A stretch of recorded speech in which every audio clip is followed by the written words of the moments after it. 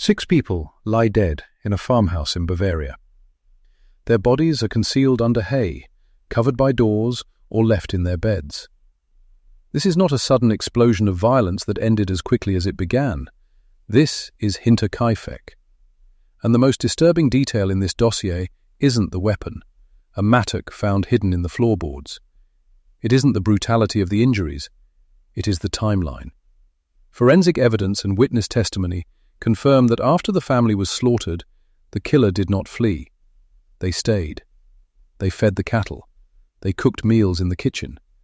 They lived among the corpses for 3 days. Today, we open the file on Germany's most infamous, unsolved cold case, to understand not just how the Gruber family died, but who was living with them in the dark. Lorenz Schlittenbauer did not wait for the police. At approximately 3:30 p.m. on April 4, 1922, the towering neighbour from the nearby hamlet of Gruber decided that the silence at the Hinterkaifeck farmstead had gone on long enough. He stood before the locked engine house door, flanked by 2 other locals, Jakob Sigel and Michael Perl. The farm, usually a hive of agricultural noise, the lowing of cattle, the mechanical thrum of the engine, the shouting of Andreas Gruber, was entirely dormant. Schlittenbauer pushed against the heavy wooden double doors of the machine room. They held fast. He tried the latch, shaking it violently. It was locked from the inside. This was the first anomaly. The Gruber family was known for a rigid, almost paranoid adherence to security, but locking the machine shed from the inside implied someone was either currently in there or had exited through the main house. Schlittenbauer, a man with a complicated history involving the family and a paternity claim over the youngest child, made a decision. He threw his shoulder against the wood. The lock gave way with the splintering of dry timber. The 3 men stepped into the dim interior of the engine house. The air was stale, carrying the heavy scent of motor oil and old straw. They moved methodically, eyes adjusting to the low light. The engine house connected directly to the barn, which in turn connected to the living quarters. This architectural layout, typical of the Einheithof style in the region, meant that the entire complex was a single, interconnected organism. One could move from the stable to the bedroom without ever stepping foot outside into the snow. Schlittenbauer led the way into the barn. The space was cavernous, filled with shadows cast by the afternoon sun filtering through cracks in the wooden siding. He stopped abruptly near a partition wall. On the ground, partially obscured by a heavy wooden door that had been taken off its hinges and laid flat, footprints poked out from beneath a pile of hay. Schlittenbauer moved the hay aside. The clinical reality of what lay beneath shattered the silence of the afternoon. Andreas Gruber, the 63-year-old patriarch, lay face down. His head was a ruin of blunt force trauma. Next to him was his wife, Cecilia Gruber. Beside her lay their daughter, the 35-year-old widow Victoria Gabriel, and next to her the small frame of 7-year-old Cecilia. Sigel and Perl recoiled, their instincts urging them to retreat. Schlittenbauer did not retreat. According to the later police files, his behavior in these first few minutes was erratic, almost possessive of the scene. He began lifting the heads of the victims, moving the bodies, ostensibly to check for signs of life, though the extent of the cranial damage made the outcome obvious. The blood had long since dried. Rigor mortis had come and gone. The men pushed deeper into the property, driven by a grim necessity to account for the remaining residents. They moved from the barn through the connecting corridor into the living quarters. The farmhouse kitchen was empty. A pan sat on the stove. There were remnants of a meal recently eaten. They found the new maid, Maria Baumgartner, in her bedroom adjacent to the kitchen. She had arrived at the farm only hours before the murders occurred on March 31st. She lay on her bed, killed by similar blows to the head. The final discovery was in the bedroom of Victoria Gabriel. In a bassinet, the 2-year-old Joseph lay dead. The force used on the infant was consistent with the others. The weapon had been wielded with terrifying efficiency. It was now late afternoon on April 4th. The village of Wangen was alerted. By evening, the Munich police headquarters had been notified. But before the systematic processing of the scene by lead detective Georg Reingruber could begin, the neighbours were left with the immediate visceral reality of the farm. The physical environment of Hinterkaifeck was a fortress of isolation. Situated 500 meters from the nearest woods and a kilometer from the next village, it was a place designed for privacy. Andreas Gruber had maintained it as such. He was a man who viewed the community with suspicion, a sentiment that was mutually returned. But as the neighbors waited for the authorities, standing in the courtyard as the sun began to set, they noticed the livestock. The cattle in the stable were lowing, but they were not starving. This observation, noted by the first responders, would become the cornerstone of the investigation's most chilling theory. The cows had been milked. The feed troughs were not empty. The dog, a Spitz, was tied up in the stable, barking, but alive and fed. To understand the gravity of this, one must reconstruct the timeline. The autopsies would later place the time of death on the evening of March 31st, a Friday. The bodies were discovered on April 4th, a Tuesday. 4 days. 96 hours had passed between the cessation of life for the Gruber family and the breaking of the lock by Schlittenbauer. In a standard homicide scenario, the farm should have fallen into chaos. The cattle, unmilked for 4 days, would have been in agony, their bellows audible for miles. The dog would have been starved. The fires in the stove would have turned to cold ash. Instead, the farm had continued to operate. Detective Gruber's team, upon arrival, would be tasked with reconciling these impossible facts. They began to catalogue the physical evidence, treating the farm not just as a crime scene, but as a dossier of the killer's habits. The layout of the farm provided the first set of clues. The perpetrator had intimate knowledge of the property. The bodies in the barn were stacked with a degree of care, covered with hay, hidden beneath a door. This was not the work of a frenzied robber who strikes and runs. This was concealment. In the days leading up to March 31st, the file shows that Andreas Gruber had unknowingly documented the arrival of his executioner. He had spoken to neighbors about strange occurrences. He had found a newspaper on the property, a Munich daily that he did not subscribe to. In the isolation of the hinterland, a newspaper does not simply appear, it is brought. He had told a neighbor about a set of footprints in the fresh snow. They led from the deep forest, across the fields, and directly to the Hinterkaifeck machine house. Gruber had walked the perimeter of the farm, searching for the return tracks.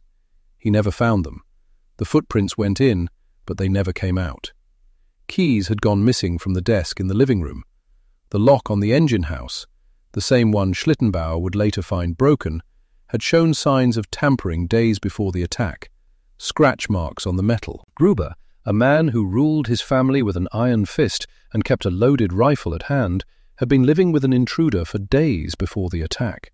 He had heard footsteps in the attic, he had seen the signs, but his hubris, or perhaps his desire to keep the authorities away from his own dark family secrets, prevented him from calling for help. When Gruber's men finally secured the kitchen, they found the most domestic of evidence. Bread had been cut. Meat had been consumed. The pantry was not ransacked, it was used. The killer had not just killed, they had taken over the routine.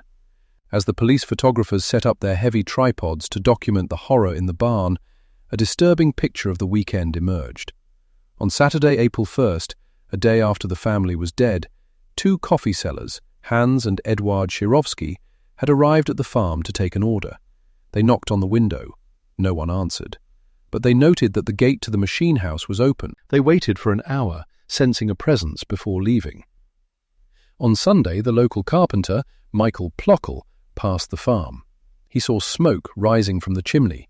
The fireplace was being used. Someone was keeping warm. The investigation moved from the barn to the attic. In the space above the bedrooms, the floorboards had been displaced. Straw had been arranged to create a vantage point. From this position, a person could look down through the gaps in the wood, directly into the bedrooms and the kitchen. Gruber noted the proximity. The killer had been sleeping above his victims, watching them sleep, watching them eat, perhaps for days prior to the assault. The ghost that Andreas Gruber had complained of was flesh and blood, waiting for the opportune moment. The weapon, the Ruthor, was a tool of the farm, a heavy mattock used for clearing roots. It was found during the demolition of the farm years later, hidden in the attic floorboards. But the wounds told the story immediately. The killer had used the family's own labor against them. But why remain? Common motives were quickly discarded. Robbery was a false lead.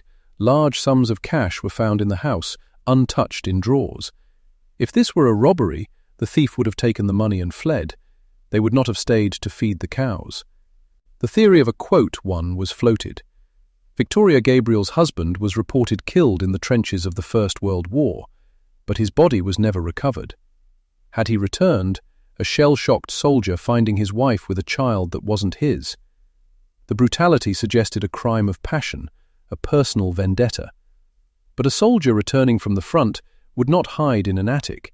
He would claim his home. The suspicion naturally drifted back to Schlittenbauer. He knew the layout. He was the one who found the bodies. He was the one who seemed unbothered by the gore, handling the corpses before the police arrived. He had a motive, the maintenance payments for young Joseph, a child he denied was his, yet whom he was legally bound to support. But if Schlittenbauer were the killer, why would he stage the scene only to discover it himself days later? And would a neighbor, observing the farm from his own window just hundreds of meters away, risk staying in the house of the dead for 3 days? The sun set on April 4th, casting long shadows across the snow. The bodies were removed, wrapped in sheets and placed on a wagon. The farm stood empty, yet it felt occupied. Detective Gruber stood in the kitchen. He looked at the table. He looked at the stove. The psychological profile of the perpetrator was beginning to form, and it was contradictory.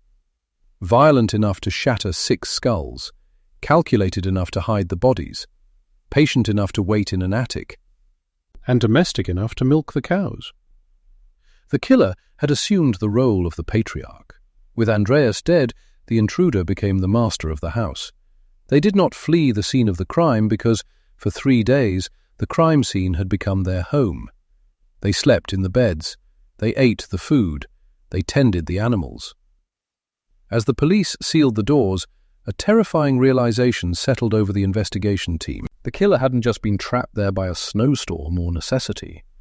The maintenance of the farm suggested a twisted sense of stewardship, that they had lived there, and when they finally decided to leave, they simply walked out the front door, locking it behind them, leaving the farm to the silence and the neighbors. The footprints that had led into the farm days ago had finally, unseen by anyone, led back out. The silence that descended upon Hinterkaifeck after the police departed was heavier than the snow that still clung to the north-facing eaves.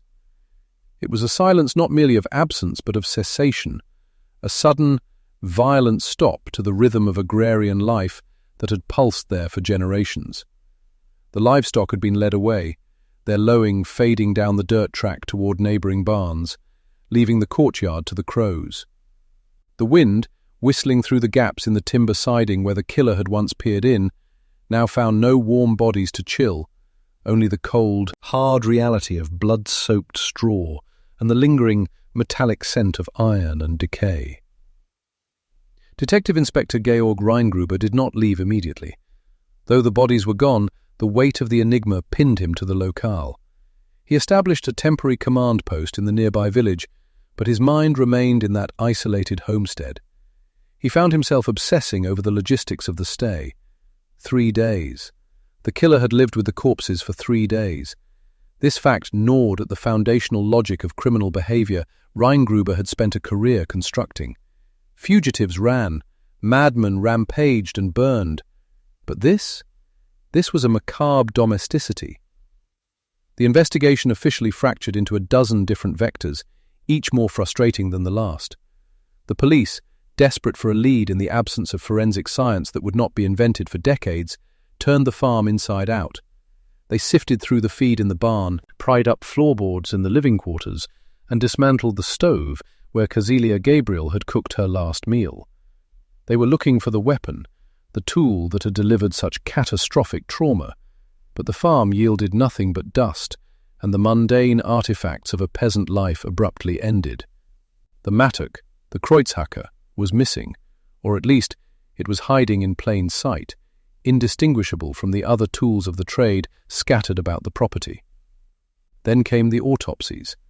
They were conducted in a manner that would make future generations shudder, performed not in the sterile tile of a city morgue, but in the raw, open air of the graveyard in Weidhofen, on the edge of the freshly dug pit.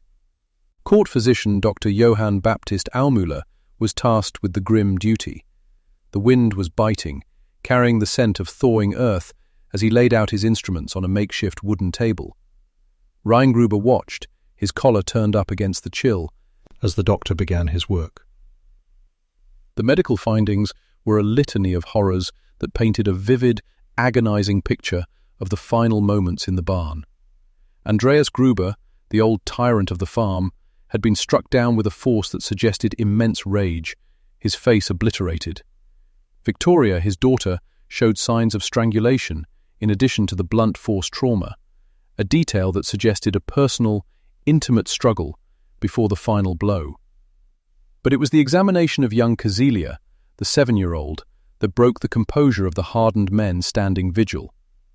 Dr. Aumüller noted, with clinical detachment that belied the grotesquerie of the finding, that the girl had survived the initial attack.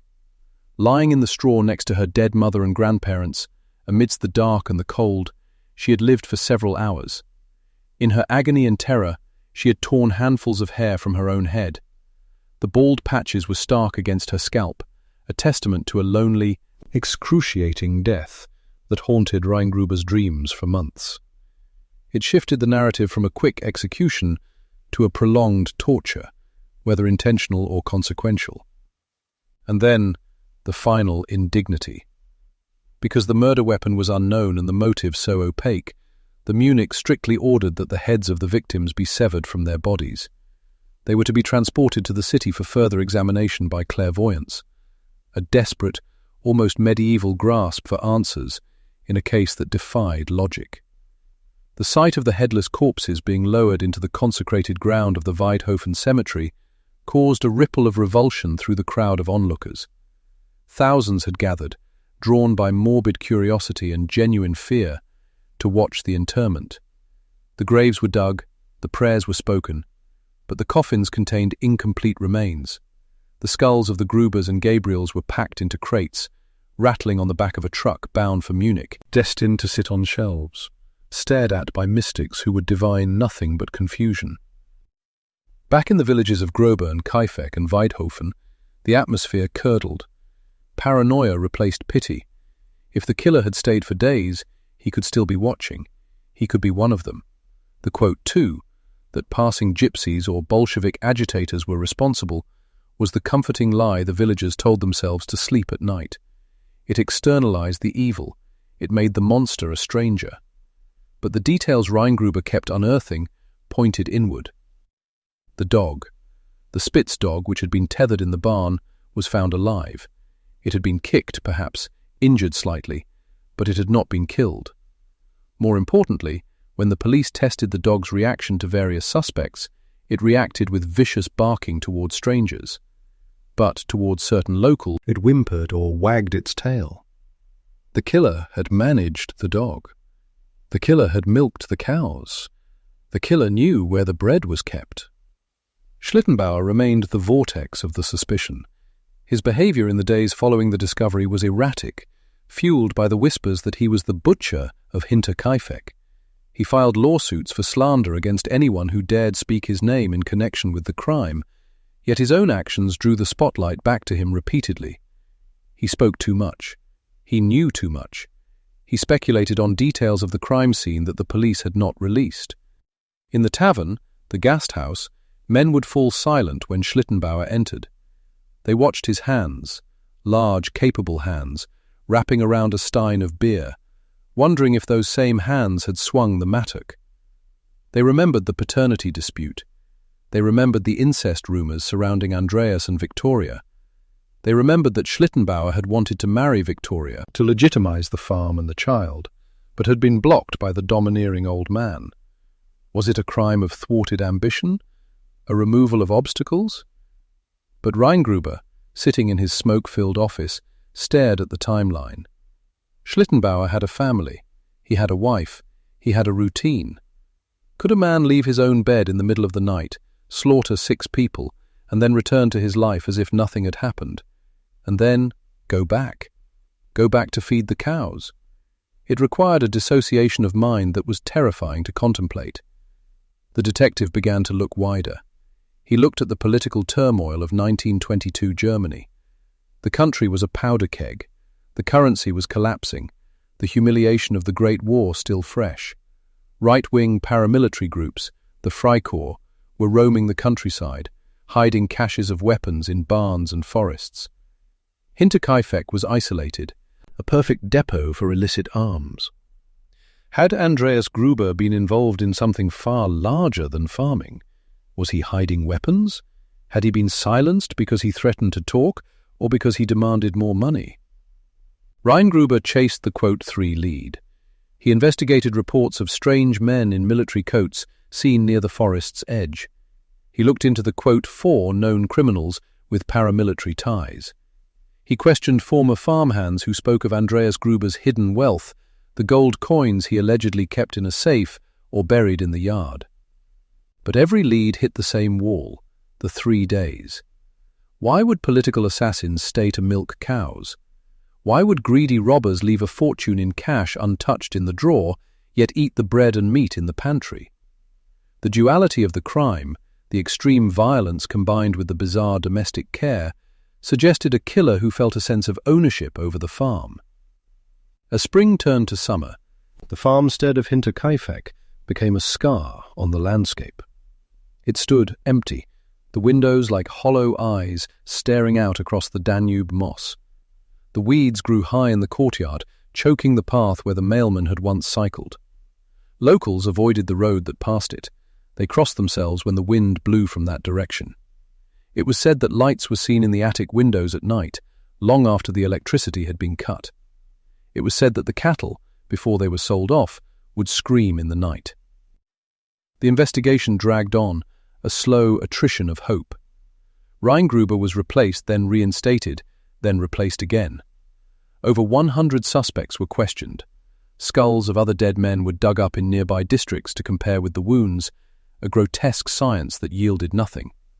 The clairvoyants in Munich held the skulls of the victims, entering trances, scribbling nonsense about Quote 5 and Quote 6, providing coordinates that led to empty fields. Finally, a year after the murders, a decision was made. The farm was cursed. It was a monument to a failure of justice and a magnet for ghouls. It had to go. In 1923, a demolition team arrived. They were locals, men who knew the victims, men who wanted to scour the stain from their valley. They approached the structure with sledgehammers and crowbars. As they began to tear down the house, ripping the roof from the frame, they found it. Hidden in the attic, under the floorboards near the chimney stack, covered in a year's worth of dust and rat droppings, was the mattock. It was a standard farm tool, heavy and rusted, but the handle bore the specific, darkened stains of old blood. And entangled in the locking screw of the blade, preserved by the dry air of the attic, was a single, long, brown hair. A woman's hair. The workers stopped. The noise of the demolition ceased. They gathered around the tool, looking at it with a reverence reserved for holy relics or cursed artifacts. This was the instrument. This was the thing that had ended the Gruber bloodline, and its location told a final, chilling story. The killer had not taken the weapon with them. They had not thrown it into the river or buried it in the woods. They had cleaned it, ascended to the attic, their nest, their observation deck, and hidden it with care. It was a final act of intimacy with the house. They had tucked the weapon away like a child putting a toy in a toy box, perhaps with the thought that they might need it again, or simply because the attic was where they felt they belonged. The discovery of the mattock reignited the fervor of the investigation for a brief moment. The tool was analyzed. It belonged to the farm. Andreas Gruber had fashioned the handle himself. He had forged the instrument of his own destruction. But even this tangible piece of evidence could not speak. It had no fingerprints that could be read by the science of the time. It was just iron and wood. The farm was levelled. The timber was sold or burned. A memorial shrine was erected near the site, a simple pillar with a cross, listing the names of the 6 dead. But the ground itself seemed to reject peace. The soil where the barn had stood remained barren longer than the surrounding fields. Years passed. The Weimar Republic fell. The shadow of the swastika rose over Germany. The horrors of Hinterkaifeck were eclipsed by the industrial-scale horrors of a world war. The files gathered dust in the Munich archives. The skulls, those silent witnesses, were lost during the chaotic bombing of Munich in World War II, pulverized into dust, their secrets finally obliterated.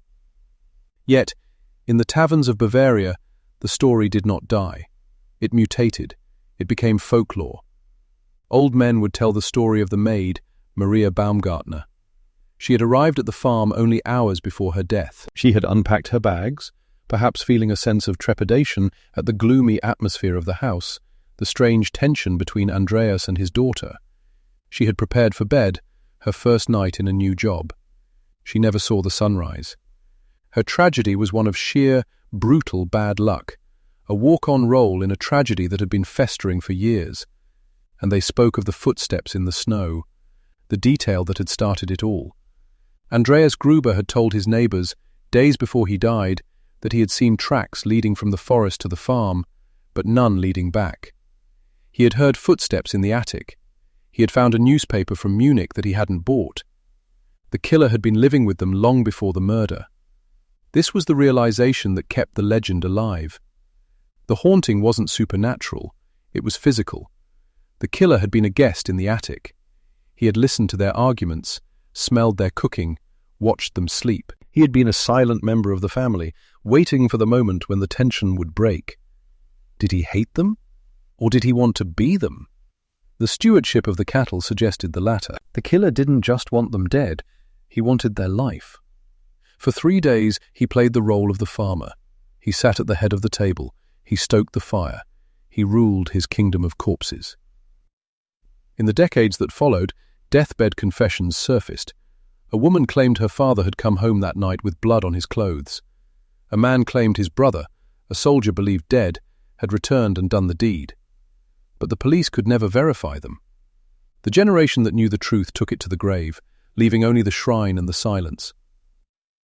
Even today, if one walks near the town of Weidhofen, past the rolling fields where the farm once stood, the air feels different. The locals say that on the anniversary, April 4th, the wind drops. The birds stop singing. And if you listen closely, past the noise of the modern tractors and the distant hum of the autobahn, you can hear the faint, rhythmic sound of a mattock striking the earth. Or perhaps it is just the sound of a heart beating in terror, echoing across the century, reminding the living that some darknesses are never illuminated, some doors should never be opened, and some footprints, once they lead into your life, never truly lead back out. The case of Hinterkaifeck remains Germany's most chilling unsolved mystery, not because of the gore, but because of the intimacy. It is a story about the violation of the home, the sanctuary. It whispers that we are not safe in our beds, that the walls we build to keep the world out might actually be locking the enemy in with us. Gruber died without knowing. The villagers of Groban died without knowing. And the 6 souls of Hinterkaifeck, betrayed by someone who knew how to calm their dog and milk their cows, wait in the void, waiting for a justice that time has long since outrun. The snow falls, it melts, and the earth remembers what the archives have forgotten. The farm is gone, but the attic remains in the collective mind, a dark space above our heads where something watches, waits, and eventually descends. When the demolition was finally complete, the land was tilled over. Crops were planted where the blood had pooled. The cycles of nature, indifferent to human tragedy, resumed. The wheat grew tall, fed by the nutrients of a history the town wanted to forget. But the harvest from that patch of earth always seemed darker, heavy with a grain that tasted of iron, or so the stories went. The vacuum left by the lack of answers sucked in every possible theory, creating a mythology that grew denser with each retelling. There were those who believed it was a botched robbery by the travelling people, a convenient scapegoat that fit the prejudices of the era. They pointed to the missing small change, the items that might have been pocketed. But this theory always crumbled against the reality of the gold coins left in the drawer. A thief does not leave a fortune to steal a pittance. A thief does not feed the cows. Then there was the incest theory, the darkest stain on the Gruber legacy. It was public knowledge that Andreas and his daughter Victoria had been convicted of incest years prior.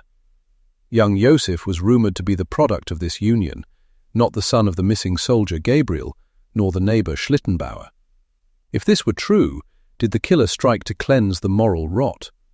Was it a religiously motivated purge? A biblical judgment brought down by a zealot who saw the farm as a den of iniquity?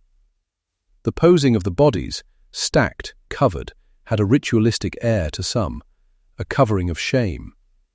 And what of the husband, Karl Gabriel, officially killed in France in 1914, but his body never found?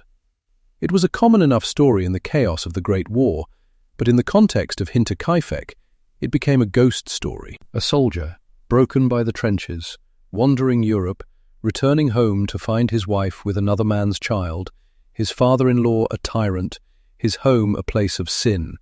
He watches from the attic. He waits. He executes them with the efficiency of a stormtrooper.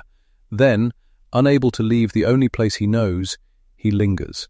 He slips back into the routine of the farm, because the war has left him fit for nothing else but following orders and killing.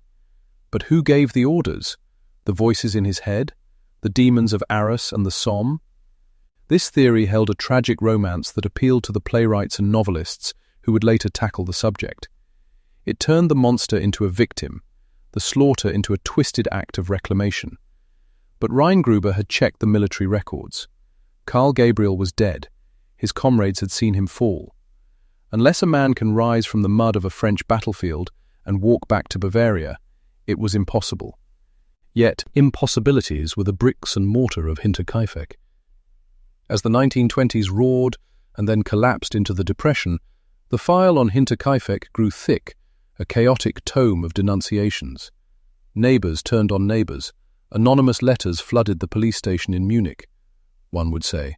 Another said. The reward money, a colossal sum during the hyperinflation, turned every conversation into an interrogation. Friendships in the village fractured. The trust that holds a rural community together had been severed by the Massacre just as surely as the victims' lives. Schlittenbauer lived the rest of his life under this cloud. He walked through the village, and conversations stopped. He went to church, and people shifted in the pews to be away from him. He won his civil suits for slander, but he lost the court of public opinion. He died in 1941, taking whatever he knew, or didn't know, to his grave. Was he a grieving man, wrongly accused, or a master manipulator who had acted out a supreme vengeance? The look in his eyes in the few surviving photographs is unreadable, a flat stare that reflects the abyss. The ultimate horror of Hinterkaifeck is not the quote 10, but the quote 11. If it was robbery, we understand greed. If it was jealousy, we understand passion. If it was madness, we understand the broken mind. But the combination, the calculated entry, the patient waiting, the brutal execution, the domestic aftermath, the gentle departure, creates a profile that fits no standard mold. It suggests a motivation so alien, so specific to that house and those people, that it defies empathy. It suggests that the farm itself was the protagonist, that the isolation of the Hexenholz, the witch's wood, had seeped into the timber and the blood of the inhabitants. The killer was merely an agent of the environment, a force of nature that arrived to correct an imbalance. Even the architecture of the crime scene haunts the imagination. The bodies were found in the barn, but they had been lured there one by one. Why did they go? It was late at night. They were in their nightclothes. One by one, they walked from the warmth of the kitchen, through the connecting passage, into the dark, freezing barn. Did they hear a noise? Did the first one cry out? If so, why did the second one follow? And the third? It plays out like a grim procession. Andreas, perhaps, investigating a disturbance. The blow falls. Silence. Then Cecilia, his wife, wondering where he has gone. She enters the dark. The blow falls. Silence. Then Victoria. Then the child. The killer possessed a terrifying control over the space. He turned the barn into a slaughterhouse conveyor belt, resetting the trap for each victim. He did not chase them through the house. He made them come to him. He made them walk to their own deaths. And then the maid and the baby. They did not come to the barn, so he went to them. He entered the house, the mattock dripping, and finished the work. He walked into the bedroom where the infant Joseph slept in his bassinet. He brought the heavy iron down on a sleeping baby. This act, above all, strips the killer of any claim to crime of passion. This was an eradication, a wiping of the slate. When the dust settled on the demolition in 1923, and the years began to layer over the event like the strata of the earth, a strange phenomenon occurred. The horror did not fade, it crystallized. It became the archetype for the farmhouse massacre. It influenced fiction, film, and nightmares. It tapped into the primal fear of the rural dark. In the city, there are streetlights, neighbors, police. In the farmhouse, surrounded by miles of empty fields, the dark is absolute. The silence is absolute. And if someone is watching from the edge of the woods, you are utterly alone. The footprints in the snow remain the most enduring image. They are the perfect metaphor for the unsolved mystery. We see the approach, we see the arrival, but we never see the departure. The killer is, narratively speaking, still there. He is still in the house. He is still in the attic.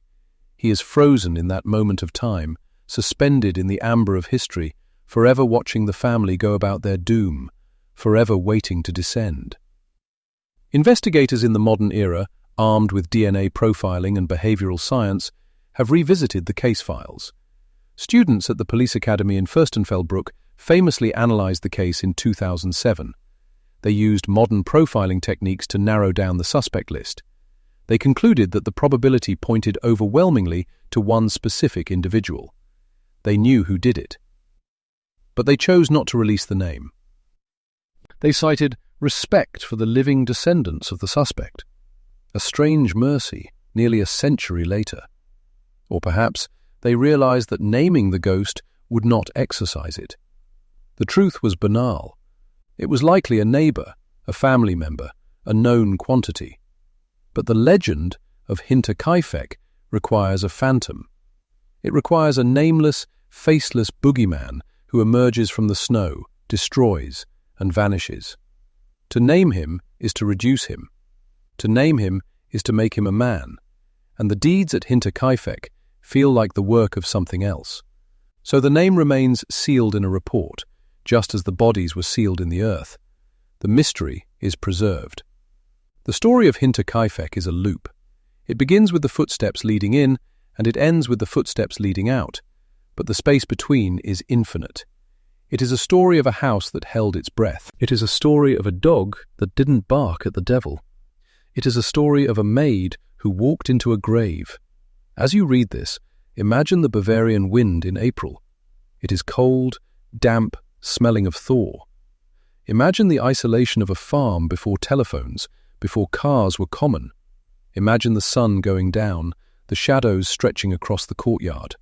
You are inside, warm by the stove. But above you, in the crawl space, in the straw of the attic, there is a shifting of weight. A loose board creaks. Dust falls from the ceiling.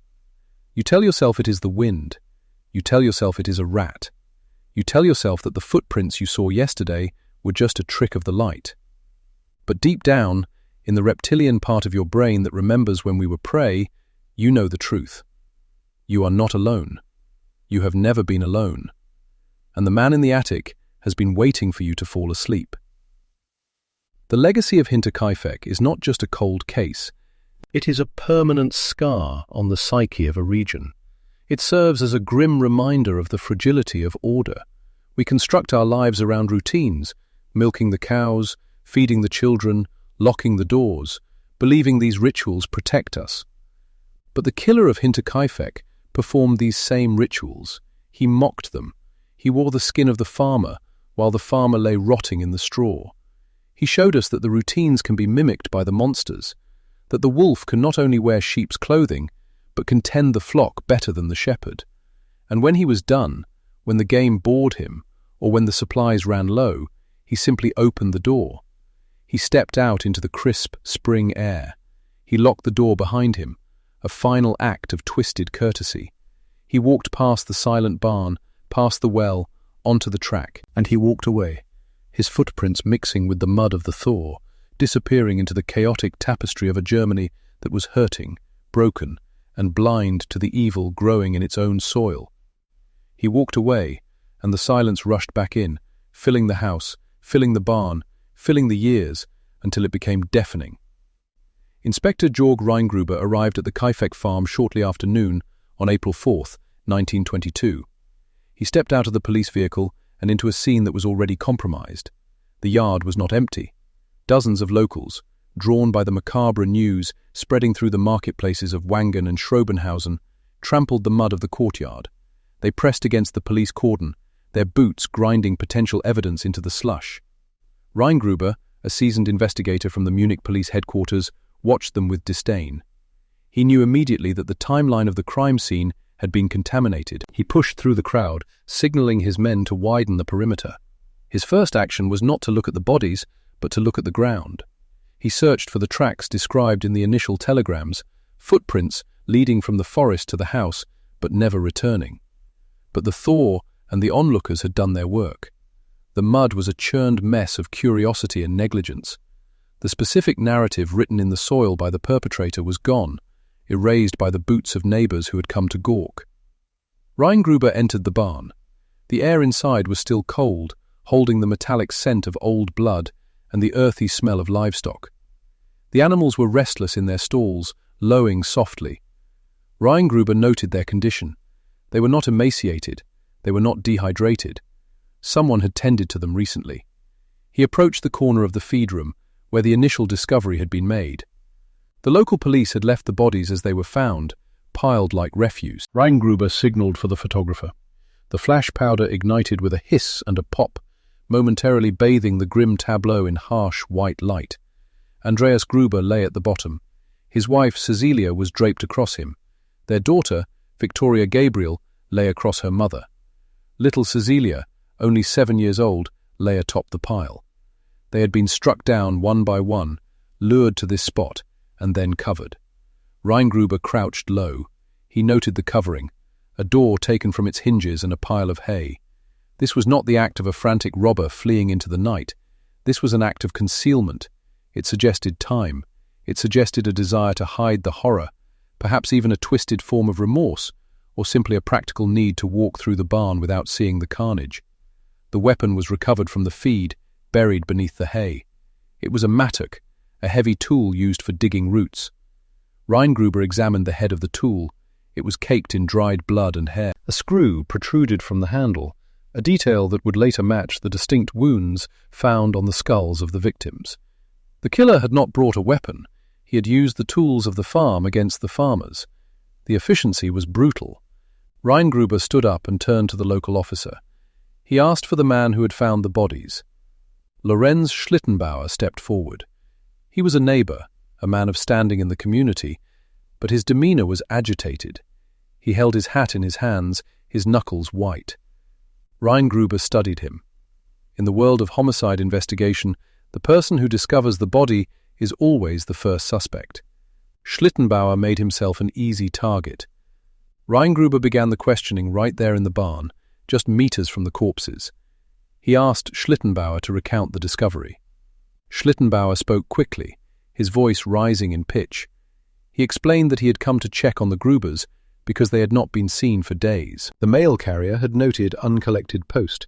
The neighbors had missed seeing smoke from the chimney, or thought they had. Schlittenbauer, accompanied by 2 other neighbors, had broken into the barn. Reingruber interrupted him. He asked about the lock. Schlittenbauer hesitated. He admitted that the lock to the machine house was broken. He had seen it. But he knew the layout of the farm well.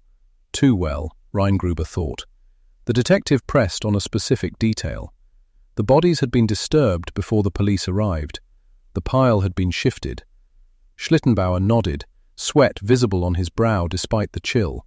He admitted he had moved the bodies. He claimed he was looking for his son. Reingruber paused. He knew the rumors.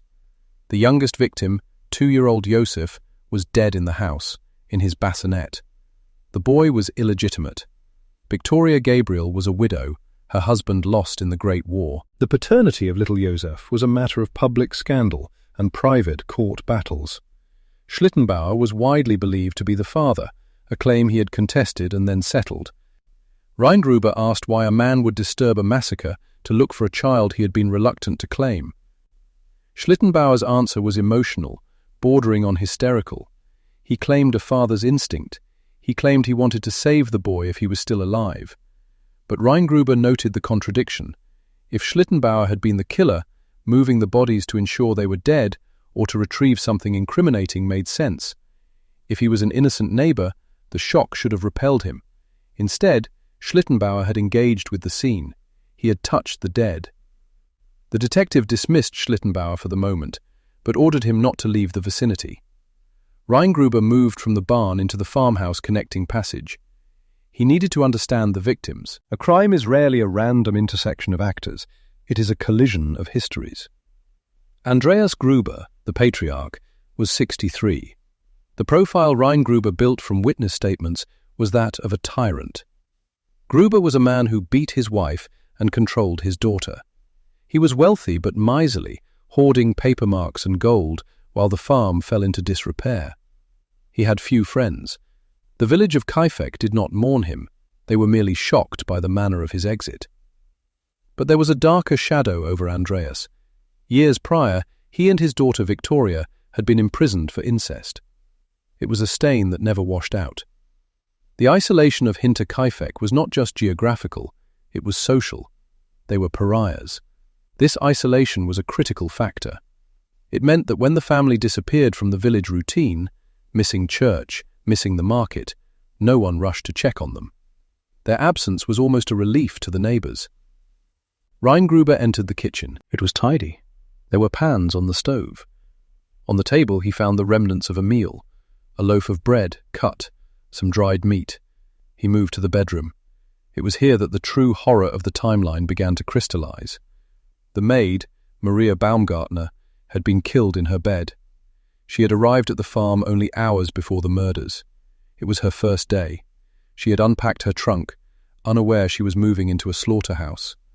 And in the bassinet, the toddler Josef. The killer had not spared the child. Gruber returned to the kitchen.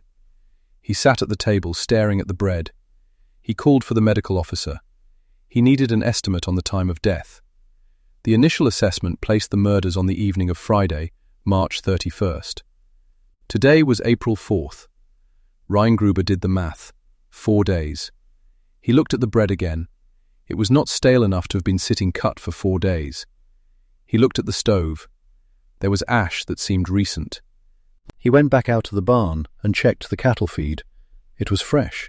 The cows had been milked recently, not today, but certainly after Friday. If the farmer died on Friday, who milked the cows on Saturday? Who fed them on Sunday? The realization settled over Gruber with the weight of a stone. The killer did not flee.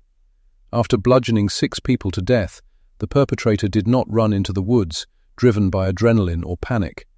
He stayed. He lived in the house. He slept in the beds.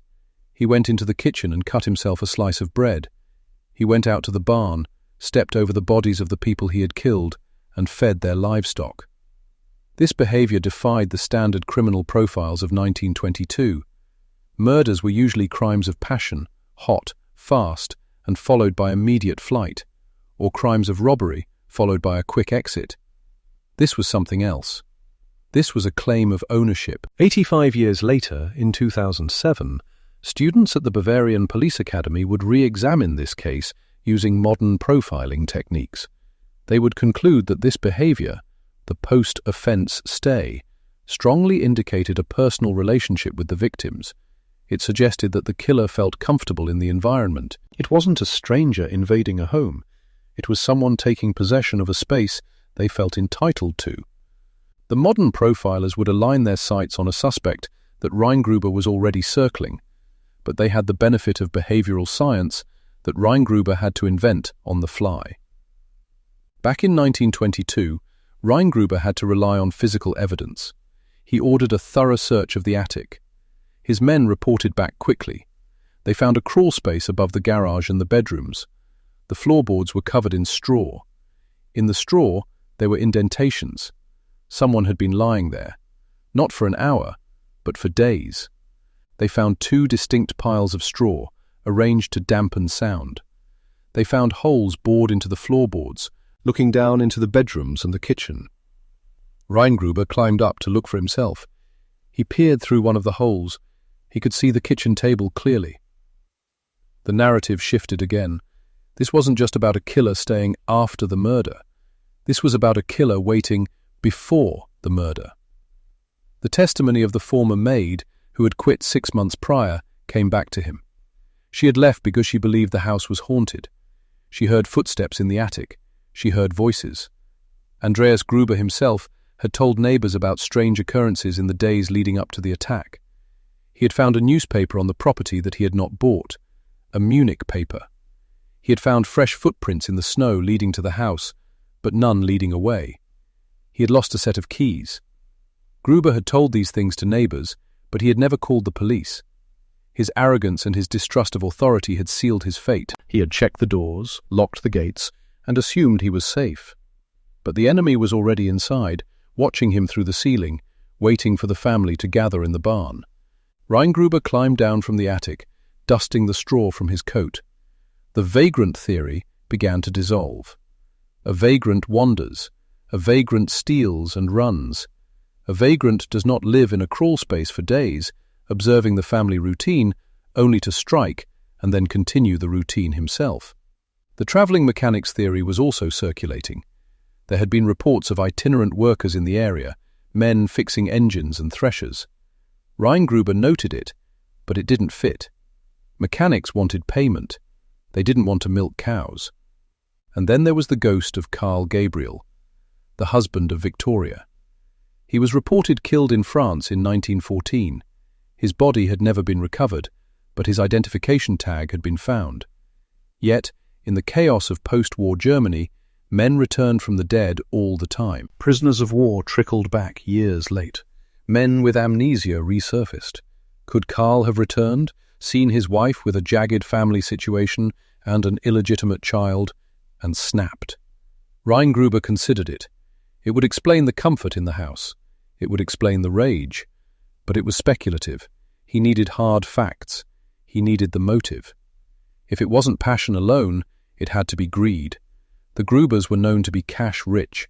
Banks were distrusted. Inflation was rampant. Hard currency was kept under mattresses and in cupboards. Gruber ordered his men to tear the house apart. Quote 17, he commanded. The search was methodical. Drawers were pulled out. Floorboards were pried up. The police moved through the rooms where the killer had lived for 3 days. It didn't take long. In the bedroom of Gruber, inside a wardrobe, they found a strongbox. The lock had not been forced. Gruber opened it. Inside, stacked neatly, were paper marks, gold coins, bonds. They checked the kitchen cupboards. More cash. They checked the sewing box. More. Gruber tallied the amount. It was a fortune. Thousands of marks, an immense sum even with the inflation. It was all there. The killer had lived in the house. He had walked past this wardrobe. He had undoubtedly searched for food, for keys, for tools. He had access to everything. And he had left the money. Gruber closed the strongbox. The silence in the room was heavy. Outside, the wind rattled the window panes, the same wind that had covered the killer's exit. This was the final turning point of the initial investigation.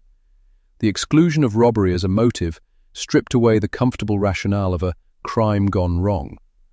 A robber kills to eliminate a witness to a theft. But here, the killing was the sole objective. The theft was non-existent. Gruber stepped out of the farmhouse and looked at the gathering dusk. The crowd had thinned, driven away by the cold. He looked at Schlittenbauer, who was still waiting by the perimeter, smoking a pipe, watching the house. The detective knew then that this case would not be solved by chasing ghosts or vagrants. The evil that had visited Hinterkaifeck was not a byproduct of greed. It was a specific, targeted hatred. The killer wanted the Grubers dead. He wanted them erased, and he wanted to sit in their home, eat their bread, and relish the silence he had created. Gruber turned to his lieutenant.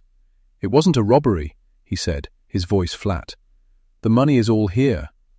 The lieutenant blinked, the cold air stinging his eyes, or perhaps it was the shock. He looked back at the farmhouse, a structure that had transformed in the span of a few seconds, from a crime scene into a mausoleum of inexplicable rage. The logic of the investigation had just been decapitated. Without robbery, the compass needle of their inquiry spun wildly, unable to find magnetic north. "Then why?" the lieutenant asked, his voice barely a whisper, swallowed by the Bavarian wind. "Why do this? Why kill the child? Why kill the new maid who had only just arrived?" "Because they were there," Gruber muttered, buttoning his heavy wool coat against the biting chill. "Because they were part of the house. Whatever hatred walked through that door, it wasn't looking for profit, it was looking for annihilation.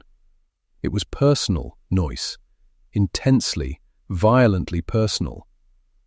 Gruber began to walk towards the barn, his boots crunching on the frozen mud and snow. The yard was a chaotic tappersprints, police, locals, the murderer, all locked in the ice. He needed to see the bodies again. He needed to look at them not as obstacles to a theft, but as the recipients of a message. Inside the barn, the air was still and thick with the metallic tang of blood and the earthy scent of livestock, though the cattle were restless, their lowing having ceased only after the neighbours had fed them. Another grotesque detail. The killer had fed the cattle. A man who could smash the skull of a 7-year-old girl had the presence of mind, the twisted empathy, to ensure the cows didn't starve. It spoke of a farmer's instinct. It spoke of someone who belonged to this land, someone who understood the rhythms of the stead, even while disrupting the rhythm of life itself. Gruber stopped before the stack of bodies covered in hay and coats. Dr. Almüller, the court physician from Schrobenhausen, was already there, setting up a makeshift table on a sawhorse. His breath plumed in white clouds as he arranged his instruments, bone saws, scalpels, heavy shears. The steel glinted in the lantern light, cold and clinical against the rustic backdrop of rotting wood and straw. Almüller acknowledged him without looking up, his hands gloved in rubber, already stained. Gruber said, leaning against a support beam, watching the doctor work. Almüller paused, a scalpel hovering over the ruin of Andreas Gruber's face. Gruber replied. The doctor pulled back the canvas covering the old man. Even for a veteran of the Great War, the sight was jarring. Andreas's face was a crater. The blows had been delivered with catastrophic force. Almüller said, pointing with the tip of his blade to the wound patterns. Gruber stepped closer, forcing himself to detach the humanity from the meat. He noted, Almüller corrected. The doctor moved to Cecilia, the wife. Her injuries were similar, though there were signs of strangulation markings on her neck, obscured by the trauma to the head. Then, Victoria Gabriel, the young widow, the centre of the village's gossip. Gruber said softly. Almüller said grimly. Almüller said, wiping his blade on a rag. Gruber nodded slowly. He looked past the bodies to the corner of the barn where the younger Cecilia, the 7-year-old, lay. This was the sight that haunted him most. The doctor followed his gaze. Almüller said, his voice dropping an octave, losing its clinical detachment for a fleeting second. Gruber felt a surge of nausea that had nothing to do with the smell. The image of the little girl, bleeding, terrified, surrounded by the corpses of her family in the freezing barn, pulling her hair out in agony while the killer walked the floorboards above her head, was a horror beyond the scope of penal codes. Gruber said, the realization solidifying like concrete. The lieutenant asked from the doorway, having followed Gruber in. Gruber said. Gruber turned away from the gruesome tableau. He left the barn, needing the open air however cold it was. Outside, the crowd of onlookers had thinned, but a core group remained, huddled by the police cordon. Their faces were mixtures of fear and morbid curiosity. Among them, Lorenz Schlittenbauer remained. The man was a fixture, unmoving, his eyes darting between the house and the police. Gruber approached him. Schlittenbauer was a sturdy man, weathered by the fields, with a face that seemed etched from granite. He had been Victoria's suitor. He claimed to be the father of the infant, Joseph. He had been the one to lead the search party. He had been the one to find the bodies. Gruber said, stopping a few feet from him. The detective lit a cigarette, shielding the flame with his hand, letting the smoke drift between them. Schlittenbauer said, his dialect thick, his tone defensive. Gruber said bluntly. Schlittenbauer flinched, a twitch of the jaw muscle. Gruber exhaled smoke. Schlittenbauer protested, his voice rising, cracking slightly. Gruber repeated. Schlittenbauer shifted his weight. Schlittenbauer scoffed. Gruber stated, it wasn't a question. Over the payment, Schlittenbauer corrected, bitterness seeping into his voice. He wanted alimony.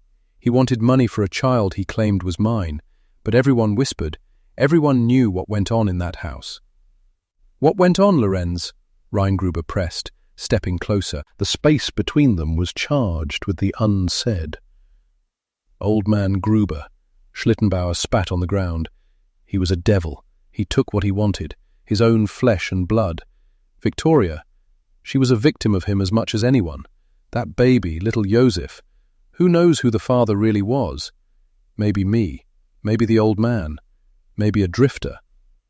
So you hated him, Gruber said. You hated Andreas. Everyone hated Andreas, Schlittenbauer shouted, drawing the attention of the drowsy gendarme by the gate.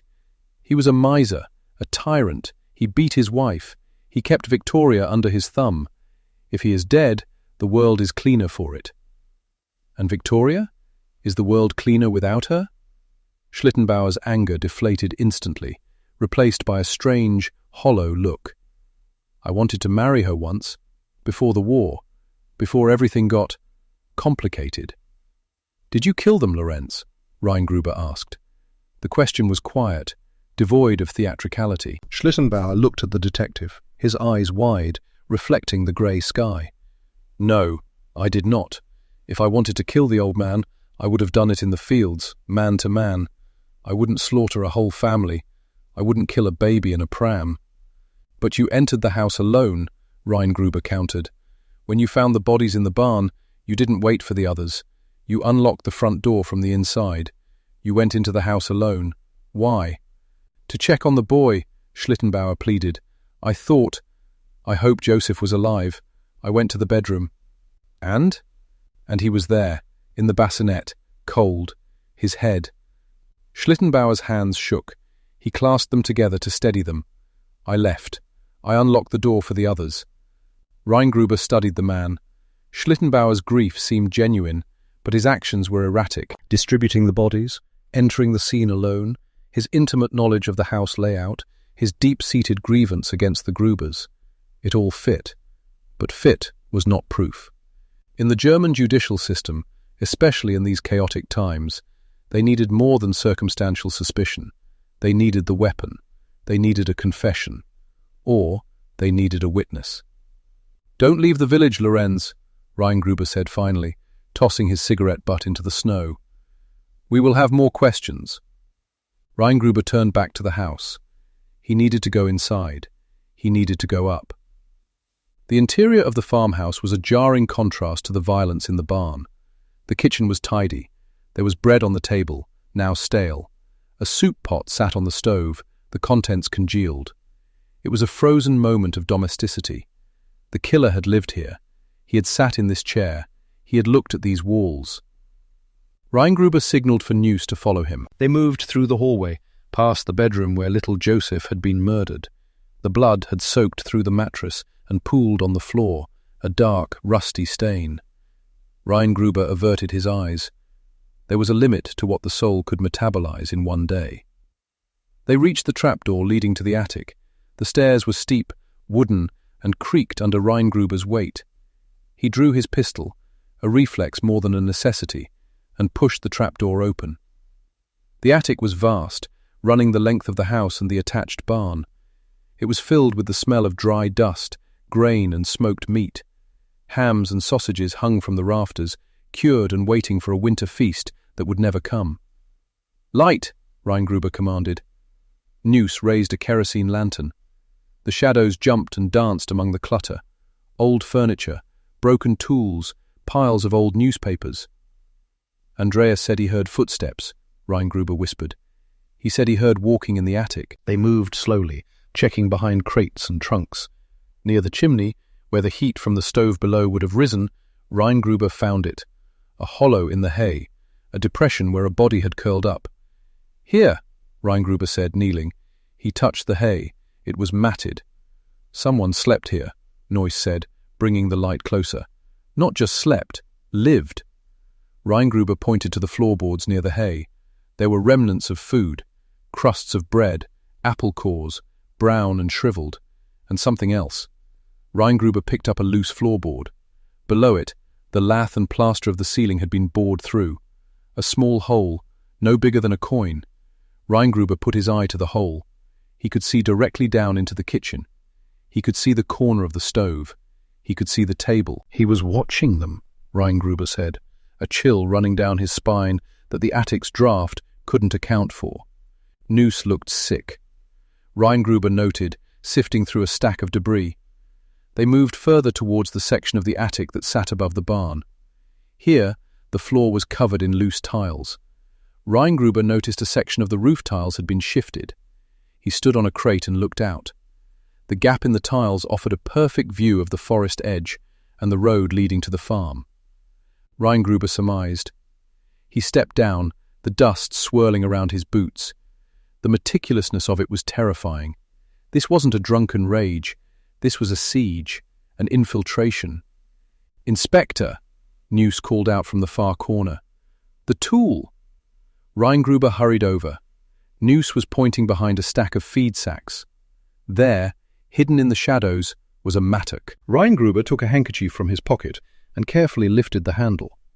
The wood was smooth, worn by years of labor. The head of the tool was caked in a dark, dry substance. Blood and hair. "There are screws protruding from the handle," Noose observed, shining the light on the metal nut. "Look at the bolt." "A repair," Gruber noted. "Distinctive. Anyone who worked on this farm would recognize this tool. This isn't a stranger's weapon. This belongs to Hinterkaifeck." "He used their own tool against them," Noose said. "He used everything against them," Gruber replied. He carefully wrapped the mattock head in the cloth. "Bag this. It's the murder weapon. We need to find out who repaired it. If Schlittenbauer or any of the former farmhands recognize this repair, we have a link." They descended from the attic, the weight of the discovery pressing on them. The house felt contaminated. It was no longer a home. It was a trap that had been sprung. Back in the yard, the twilight was deepening into true night. The temperature was plummeting. The police photographer, a man from Munich with a heavy tripod and flash powder, was setting up near the barn entrance. "We need to move the bodies," Dr. Aumüller said as Gruber emerged. "The frost is setting in hard. If they freeze completely, the autopsies will be impossible until a thaw. We need to do the detailed work now, or we need to take them to a mortuary." "We can't move them to town tonight," Gruber said. "The roads are treacherous. Do what you can here. But I need the heads." Aumüller paused, his face pale. "The heads?" "We need to identify the injuries precisely," Gruber said, his voice flat, professional, masking the macabre nature of the order. "And there is talk in Munich, talk of mediums, clairvoyance. The department is desperate. They might want to try unconventional methods." "You want me to decapitate the victims?" Aumüller asked, incredulous. "I want you to secure the evidence," Gruber corrected. "The skulls show the strike patterns. The skulls hold the truth of the weapon. If we bury the bodies, we bury the evidence. Take the skulls. We will box them and send them to the medical examiner in Munich." It was a grim command, one that would add a layer of Gothic horror to the case that would linger for a century. The headless ghosts of Hinterkaifeck. But Gruber was a pragmatist. He needed ballistics, angle of entry, force impact. He couldn't get that from a rotting corpse in a grave 6 months from now. Aumüller said softly, Gruber walked away as the doctor returned to the barn. He couldn't watch that. He was a policeman, not a ghoul. He walked to the perimeter where the dogs were barking. Police dogs brought in to track scent. They were agitated, pulling at their leashes, snapping at the air. "What is it?" Gruber asked the handler. "They're confused, Inspector," the handler said, struggling to hold back a large Alsatian. "The scent is everywhere, but it doesn't leave. It circles. The dogs pick up a trail at the barn. It goes to the house. It goes to the woodpile. It goes back to the barn. It never leaves the perimeter." "He didn't run," Gruber said to himself. "He didn't flee into the woods immediately." "And Inspector," the handler added, "the dogs, they are reacting to the fireplace." "The fireplace?" "In the kitchen. They keep pawing at the ash box." Gruber returned to the kitchen. The fire was out, the ashes cold. He knelt and sifted through the grey dust. There were scraps of paper, unburned. He pulled one out. It was a piece of a banknote. He dug deeper. Charred paper. Not money. Documents. He pieced together a fragment. It looked like a contract, or a will. He burned papers, Gruber realized. He didn't steal the gold, but he burned documents. He stood up, dusting off his knees. This changed the profile again. If the killer was destroying documents, he was trying to erase a legal connection. A debt? A paternity claim? An inheritance issue? "Noise!" Gruber shouted. "Get Schlittenbauer back here and find out who the maid was, the new one, Maria Baumgartner." "She arrived the day of the murder, sir," Noyce said, appearing at the door. "Her sister brought her." "The poor woman," Gruber sighed. "She walked into a slaughterhouse. She unpacks her bag, and an hour later she is dead. Why kill her? She knew nothing." "No witnesses," Noyce said. "If he was going to kill the family, he couldn't leave the maid." "Or," Gruber mused, "he was already in the house when she arrived. He was in the attic. He heard her arrive. He had to wait until nightfall. He had to wait until they were asleep or distracted." The timeline was solidifying. Tuesday evening. The family is lured to the barn, one by one. "How did he lure them?" Gruber asked the empty room. "You don't just walk into a dark barn because you hear a noise. Not one by one. Andreas goes. He doesn't come back. Then Cecilia goes to check on him. She doesn't come back. Then Victoria. Then the child." "Curiosity?" Noyce suggested. "Or alarm?" "Or a voice," Gruber said. "Someone they knew calling for help? 'Father, come here, the cow is sick. Mother, come help me.'" The cruelty of it was breathtaking. To use their bonds of family to draw them into the abattoir. The night wore on. The farm became a surreal stage of flashbulbs popping in the barn, illuminating the dead in bursts of blinding white light. The shadows lengthened. The wind howled through the eaves, sounding like the voices of the damned. Gruber sat at the kitchen table, the very table where the killer had eaten his post-murder meal. He laid out his notebook. Suspects. 1. Lorenz Schlittenbauer. Motive: paternity dispute, rejected suitor, hatred of Andreas. Opportunity: lives nearby, knows the house. Behavior: suspicious, disturbed scene. 2. Karl Gabriel, the husband, officially killed in France in 1914, but no body was ever found. Rumours persisted that he had returned, seen the child that wasn't his, seen his wife with her father, and exacted a soldier's revenge. A ghost returning from the trenches to cleanse his honour. 3. The Thaler brothers, local thugs, often talked about the Gruber wealth, but would they leave the money? Unlikely. 4. Joseph Bartel, the insane baker from the nearby asylum who had escaped, a chaotic element, but the crime was too organised for a simple madman. Gruber circled Schlittenbauer's name. He circled Gabriel's name. He whispered. A commotion outside broke his concentration. He stood and walked to the door. A group of men had arrived from the village of Kaifeck. They were carrying lanterns and pitchforks. They looked angry. One of them shouted. Gruber ordered, stepping onto the porch. The man yelled back. It was the question that would haunt the district for years. 4 days. The bodies lay there for 4 days. The smoke rose from the chimney. The neighbors saw it. They assumed the Grubers were being their usual reclusive selves. Ryan Gruber said firmly. He signaled Noyce to bring the weapon out. The lieutenant held the bagged tool up in the lantern light. The crowd fell silent. They squinted at the tool.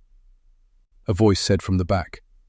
It was a young man, a former farmhand named Georg. Ryan Gruber confirmed. Georg said. Ryan Gruber noted. Georg added. The crowd began to disperse, grumbling, driven back by the authority of the Munich detectives and the biting cold. But Schlittenbauer remained near the perimeter. Watching. Always watching. Ryan Gruber walked out to him again. Quote 174. Ryan Gruber said, quote 175. Schlittenbauer replied. Ryan Gruber said, leaning in close. Schlittenbauer stiffened. Ryan Gruber said, Schlittenbauer's face contorted. Ryan Gruber said, Schlittenbauer cried. Ryan Gruber said softly. Schlittenbauer stared at him, his mouth open, breath steaming. He didn't speak. The silence stretched, filled only by the wind. Go home, Lorenz, Ryan Gruber said, breaking the tension. We will speak tomorrow. Schlittenbauer turned and walked away into the darkness, a heavy, trudging figure against the snow. Ryan Gruber watched him go. He felt a deep, profound exhaustion. This case was a labyrinth. Every door he opened led to another room of dark secrets. He returned to the barn. Al Mueller was finishing. The box was ready. It is done, the doctor said, wiping his hands. The bodies are ready for the coffins. Ryan Gruber looked at the wooden box that contained the skulls of the Gruber family. It was a gruesome package. Send it to Munich, Ryan Gruber said. Tell them to find the clairvoyants. Tell them to find the scientists. I don't care. Just tell them to tell me who held the handle. As the wagon was loaded, Ryan Gruber took one last look around the farmyard. The wind had picked up, whistling through the gaps in the barn wood. It sounded like a flute, a sorrowful, discordant tune. He remembered the testimony of the mechanic, Albert Hoffner, who had come to the farm on April 4th, hours before the bodies were found, to repair an engine. He had worked for hours, banging on the metal, whistling, shouting for the Grubers. No one answered. But the dog was tied up, and the barn door was closed. The killer had been there, listening to the mechanic work, perhaps watching him through the cracks in the wood, holding his breath. The arrogance of it, the absolute cold-blooded confidence. Ryan Gruber shivered. He knew, with a sinking feeling in his gut, that they might never catch this man. A man who could live with the dead for 3 days, feed the cows, eat the bread, and walk away leaving a fortune in gold behind. Such a man was not operating by the rules of ordinary criminals. He was a phantom, a manifestation of the Hinterkaifeck's own dark soil. Pack up, Ryan Gruber ordered his men. We are done here for tonight. Seal the house. Board it up. As the police nailed planks over the doors, the sound of the hammers echoed across the valley. Bang, bang, bang, like the strikes of a mattock. The farm of Hinterkaifeck stood silent once more, holding its secrets in the dark, the gold safe in the cupboard, the blood soaking into the earth, and the wind, the only witness, howling a song of madness that would never be fully translated. Ryan Gruber got into the car, the engine sputtering to life, and drove away from the abyss, knowing that part of him, the part that believed in a rational, ordered universe, had died in that barn alongside the Grubers. The investigation would continue for years. Skulls would be examined by mystics. Schlittenbauer would sue for slander and win, then lose, then live his life under a cloud of suspicion until his death. The husband, Gabriel, would be cited in various corners of the world, a spectral figure of vengeance, but never found. But for tonight, the case was fresh, raw, and bleeding. And Ryan Gruber, staring out the window at the passing black trees, knew that the money didn't matter. The money was a red herring. The currency of this crime was not marks or gold. It was hate. Pure, distilled, unadulterated hate. And that was a currency that never suffered from inflation. The demolition crew arrived at Hinterkaifeck on a crisp morning in 1923, just over a year after the bodies had been removed. The order had been given to raze the farm to the ground. There would be no museum, no preserved crime scene, and no return for the heirs. The structure itself had become a monument to a horror that the people of the Gruber Valley wished to forget. The foreman raised his hand, signalling the start.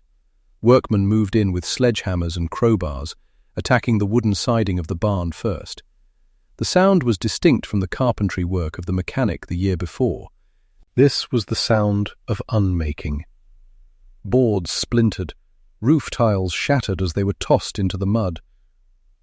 As the men worked their way into the attic, the space above the stables where the footsteps had first been heard by Andreas Gruber, a worker's tool struck something hard and metallic concealed beneath the floorboards near the chimney stack. He paused, brushing away layers of dust and dried chaff. He pulled out a root oar. It was a mattock, a heavy tool used for clearing roots, with a pick on one side and a wide blade on the other. The handle was worn, the iron head pitted with age. But it was not just a farm tool. Brown stains, long dried and darkened to the colour of rust, coated the blade. A single hair was stuck to the metal. The worker shouted for the foreman. The dismantling of the house stopped. They had found the weapon. It had not been thrown into the woods. It had not been buried in the fields. The killer had taken the time to clean it superficially, disassemble the head from the handle in some accounts, or simply hide it with precise care within the very architecture of the house. This discovery, coming a year too late, crystallized the profile of the perpetrator. He had not fled in a panic.